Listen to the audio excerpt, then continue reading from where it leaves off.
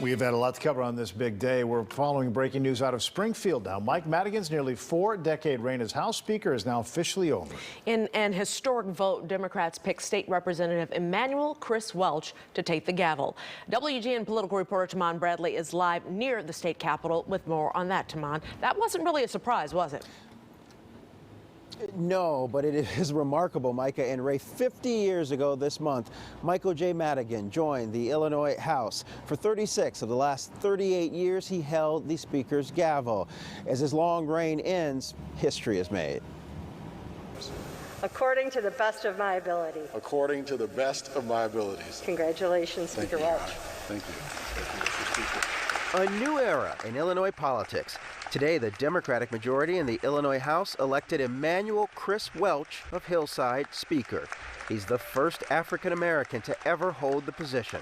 Today will be the last time I talk about us as Democrats or Republicans, because I want to talk about us being united. In selecting Welch, the Democrats rejected Michael Madigan, their leader of nearly 4 decades. The door opened for Welch on Monday when Speaker Madigan, bowing to the reality he no longer had enough votes to keep power, suspended his campaign. Many questioned whether Madigan was making a shrewd play, betting that no one else could garner the votes needed. But Welch entered the contest and over the next 2 days cleared the field. It's been like a whirlwind 48 hours. When we adjourned at 4 o'clock this morning, I got like 2 hours of sleep. And that 2 hours of sleep felt so good because I hadn't had any sleep before that for like 24 hours. A member of Madigan's leadership team, Welch gained attention as chair of the House Executive Committee, where he showed loyalty to Madigan. Welch led the special committee investigating the ComEd scandal and ended the inquiry despite Republican objections. Representative Jim Durkin was reelected leader of the House Republican minority. He celebrated Madigan losing the gavel. His legacy leaves broken promises to Illinois taxpayers. Listen, a legacy driven by absolute power and control. Welch is well liked among colleagues, and it mattered when questions about his past treatment of women came up. On the floor of the House, a large group of women gathered around Welch for what looked like a very serious chat. I think you have to recognize that one incident was over 20 years ago. 20 years ago, in my lifetime, that was a long time ago. And if you will, please raise your right hand.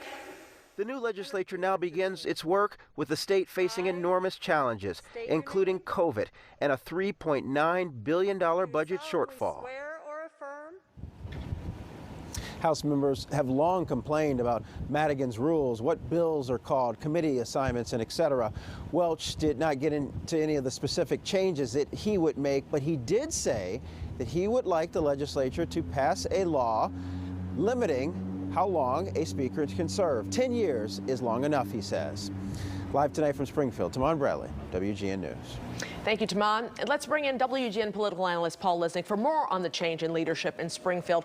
Historic day, we have to say. But before we get into the history, let's talk a little bit about the new speaker himself.